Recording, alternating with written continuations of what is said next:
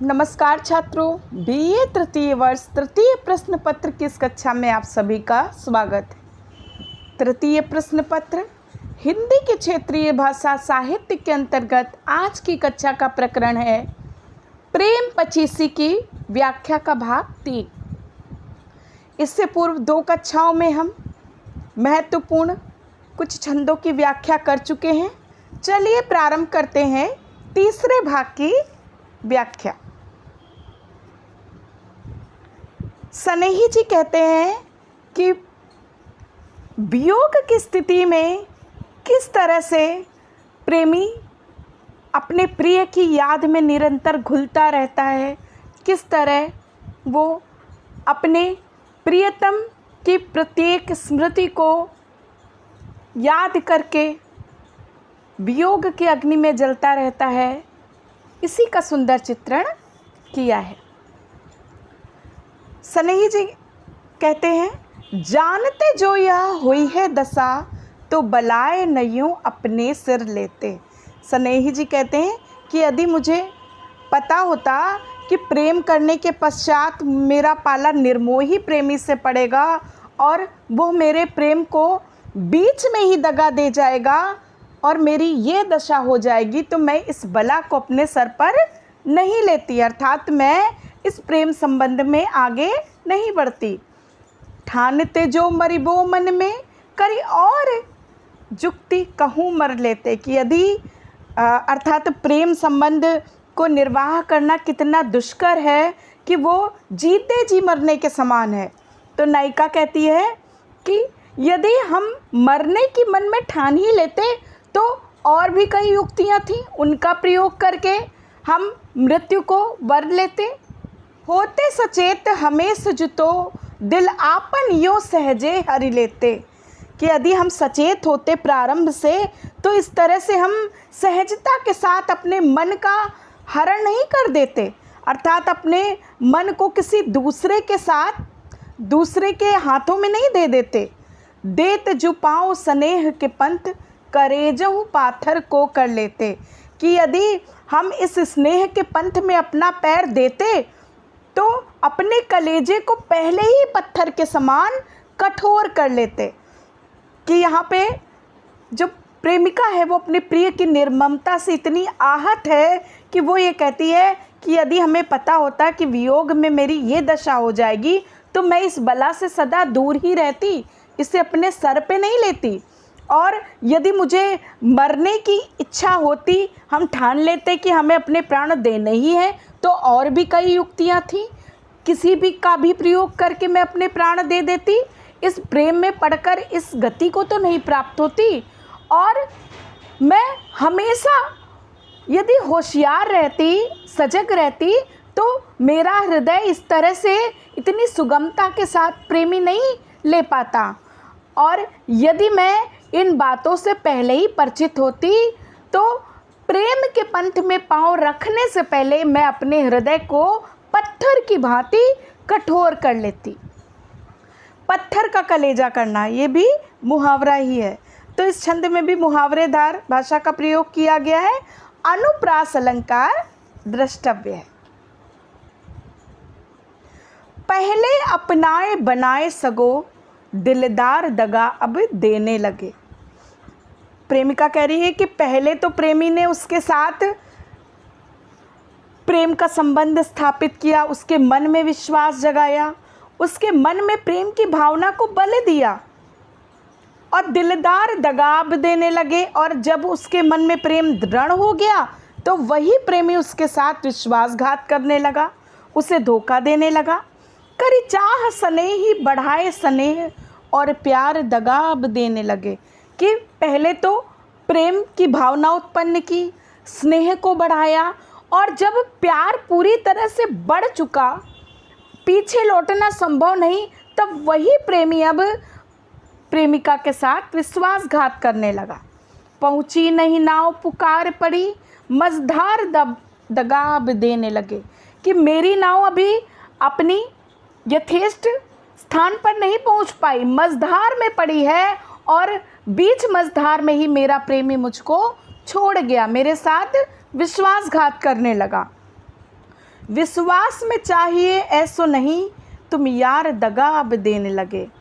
कि स्नेही कहते हैं कि विश्वास यदि किसी के मन में आपने स्थिर किया है तो ये उचित नहीं है कि आप उसके साथ विश्वासघात कीजिए, कि आप मेरे प्रेम की नाव को बीच मझधार में छोड़कर मेरे साथ विश्वासघात कर रहे हैं। विश्वास देकर इस प्रकार प्रेम में धोखा देना उचित नहीं है।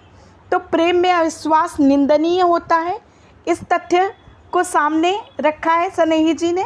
भाषा सरल, सुगम एवं मुहावरेदार है तथा दिलदार, दगा, यार आदि उर्दू शब्दों का भी प्रयोग ब्रिज भाषा के साथ सहजता के साथ किया गया है।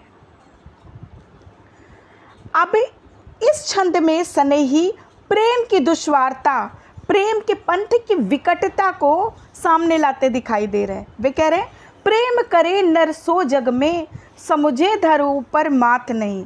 कि संसार में यदि कोई व्यक्ति प्रेम करने का साहस करे तो उसे ये समझ लेना चाहिए कि उसके शरीर के ऊपर मस्तक नहीं है, अर्थात वो अपने प्राणों को हाथ में लेकर के चलने का साहस यदि कर सके तो उसे प्रेम के पंथ में आगे बढ़ना चाहिए। पंथ भयानक मैं पग दे के विचार लेके वो है साथ नहीं।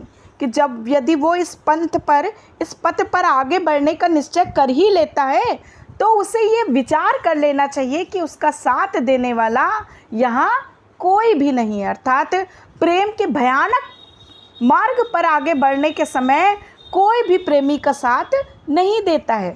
तृष्णा मृग की सी स्नेह में प्यास, बुझैबे को कौनो पात नहीं।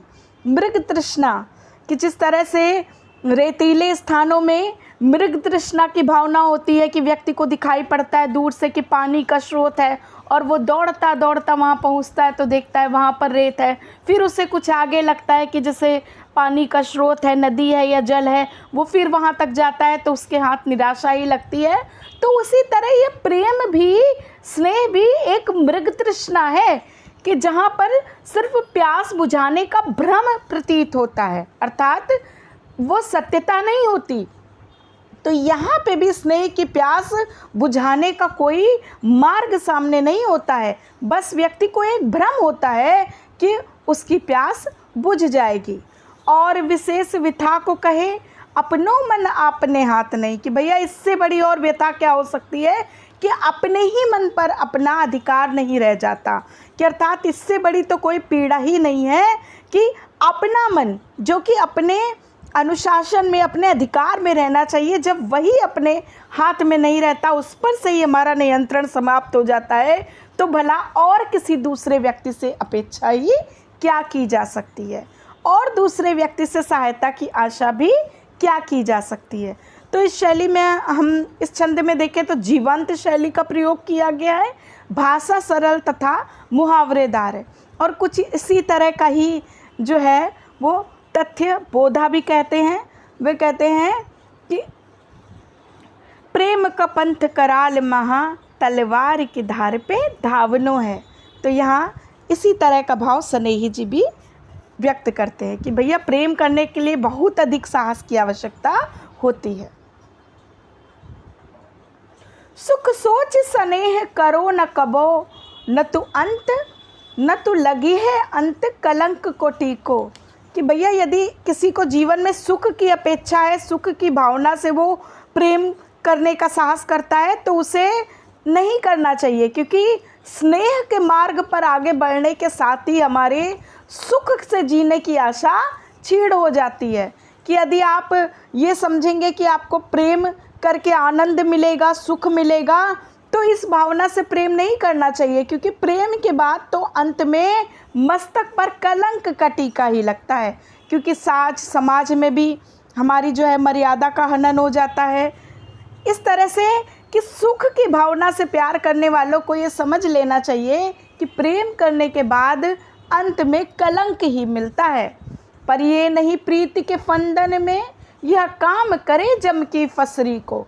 कि भैया प्रेम के प्रपंच में, जंजाल में, फंदों में नहीं पड़ना चाहिए, क्योंकि ये प्रेम प्रपंच तो यमराज के फंदे के समान ही व्यक्ति के प्राण लेने वाले होते हैं। मन भावत जानत जाको अबे, कछु ध्योस में हुए है सो ग्राहक जी को, कि भैया अभी जो मन को प्रिय लगने वाला मनभावन प्रतीत हो रहा है, कुछ ही दिनों में वो प्राणों के लिए घातक सिद्ध हो जाएगा। ग्राहक जी को अर्थात प्राणों को लेने वाला, प्राणों का ग्राहक। जी जाने स्नेही सदैव रहो, पकवान है ऊंची दुकान को फीको, कि भैया ये प्रेम जो है इसकी बातें ही बड़ी बड़ी हैं, लेकिन वास्तव में ये बात अच्छी तरह अपने मन में बैठा लो कि ये ऊंची दुकान का फीका पकवान है। तो यहाँ पे प्रसिद्ध लोकोक्ति का प्रयोग किया गया है। कवि के काव्य चातुर्य का परिचय भी मिलता है कि कितनी सुंदरता के साथ वो प्रेम को ऊंची दुकान का फीका पकवान बता रहे हैं, कि अर्थात सुनने में तो बड़ा अच्छा लगता है, सुनने में तो बड़ा रमणीक लगता है, लेकिन जो इसके फंदे में पड़ जाता है वही जानता है कि किस तरह ये जी का जंजाल बन जाता है। मुहावरों की बहुलता मिलती है। कलंक का टीका, जम की फसरी, प्रीति के फंदे में पड़ना, ग्राहक जी को, तो कई सारे मुहावरे और लोकोक्तियों का प्रयोग इस छंद में किया गया है। तो इस तरह से हमने देखा कि कितने सुंदर ढंग से स्नेही जी प्रेम को व्याख्यायित करते हैं और वियोग की स्थिति, वियोग के बीच में फंसने वाले व्यक्ति के मनोस्थिति को सामने लाने का जो है वो कार्य इन्होंने किया है। धन्यवाद।